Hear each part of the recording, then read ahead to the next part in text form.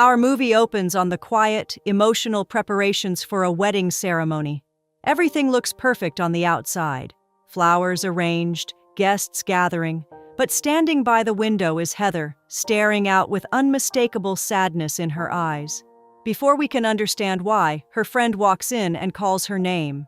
And just like that, the story takes us back 8 months earlier.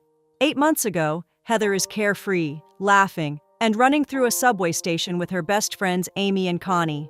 They're racing to catch a train, continuing their long-awaited vacation across Europe. Their plan is simple: travel through different countries and create memories that will last a lifetime. On the subway ride to their final destination, Barcelona, something unexpected happens. Amy notices a classic bad boy type staring at her with intense, emotional eyes. She immediately nudges her friends, whispering about the handsome, muscular stranger who seems completely focused on her. And when he walks past them, Amy impulsively follows him, leaving Heather and Connie behind. Through Heather and Connie's conversation, we learn the reason for Amy's recklessness. She's trying to forget her ex-boyfriend who cheated on her. That's when another unexpected character enters the story. A mysterious young man named Jack suddenly climbs up onto the luggage rack directly above Heather and lies down to sleep. Heather and Connie exchange confused looks, silently questioning what on earth he's doing. After some time, Jack wakes up and notices Heather reading The Sun Also Rises by Ernest Hemingway. She also cleverly notes that Jack, despite being a complete stranger, keeps interrupting her and continuing their conversation. When she asks about him, he claims he took the train to focus on reading, and reveals he's holding the exact same book she is. When they arrive at the station, Amy is still with the bad boy, while Jack stays close to Heather and even introduces himself to Connie. As they walk, Amy rejoins them, excitedly revealing the bad boy's name is Victor and that he's invited them to a nightclub called Incendio. Amy later compliments Jack's watch as she gets to know him. Eventually, the girls say goodbye and walk away, without Jack ever getting Heather's phone number. As they wander through the city, Amy teases Heather, saying she's noticed chemistry between her and Jack. Heather doesn't answer. Instead, she becomes distracted by soap bubbles floating through the air. The three friends burst into laughter, playing with them in a pure moment of joy. That night at the nightclub, Amy is shocked when Jack appears, this time with his friend Rafe. And if you're wondering how he knew where to find them, he overheard Amy mention the club at the train station. Connie goes to grab drinks with Rafe, while Jack asks Heather to step outside away from the loud music. He admits he came just to see her and knew where she'd be because of Amy. Heather asks about his job.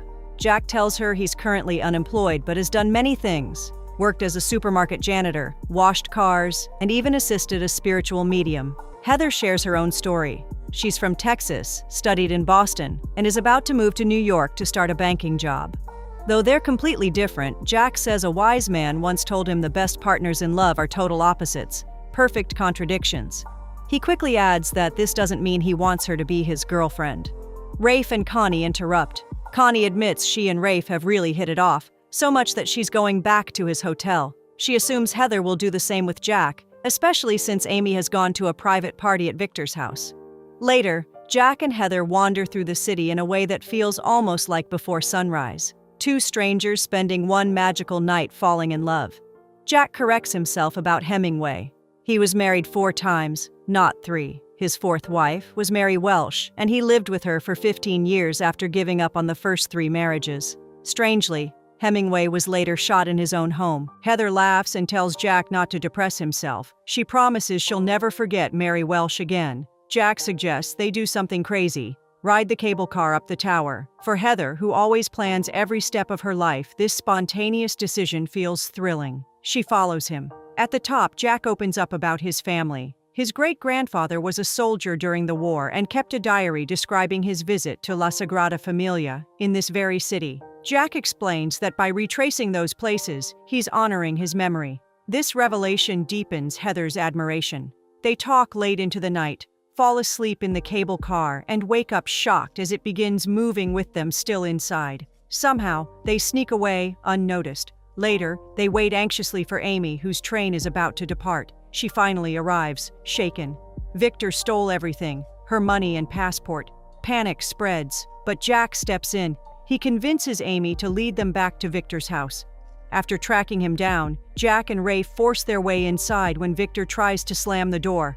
Victor flees. They recover Amy's belongings, along with bundles of hidden US dollars. Jack suggests postponing the train and using the money to enjoy a few more days. Heather questions the morality, assuming it's stolen. Jack argues Victor was the thief, not them. They rent a shiny Mercedes and set off. Amy is upset, but the others remind her that without Victor's betrayal, none of this adventure would have happened. At a beautiful seaside location, they take photos, except Jack refuses to be in them.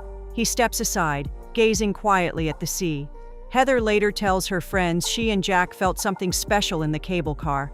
Jack asks her to dance to the music of an old street performer. They embrace spontaneity. On the road to Bilbao, Jack admits he wasted years caring about what others thought. A health scare changed him. Now he lives only in the present. At the airport, he asks Heather to delay her flight. Nothing would change if she stayed. They could use the money to keep living. She agrees.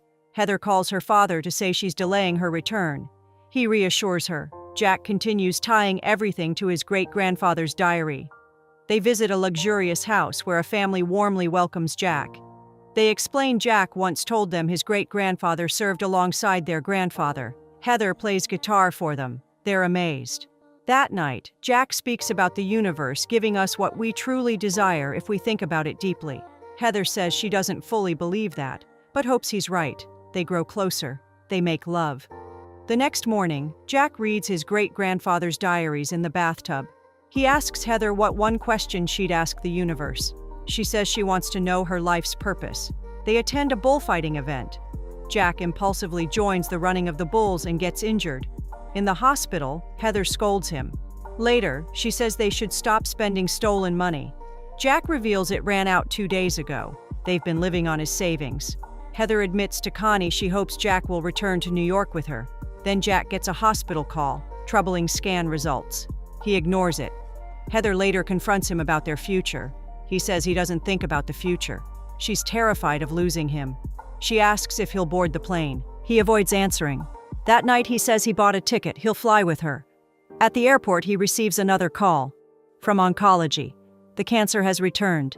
He asks someone to tell Heather he's just going to the bathroom. He leaves with his bag. He tells her these were the happiest days of his life. She waits. Hours pass. She boards alone. Finally, a text arrives. I'm truly sorry. Her reply fails. He's blocked her. Heather is devastated. Her friends assume he ran from commitment. She speaks with her father about her mother abandoning them when Heather was 10.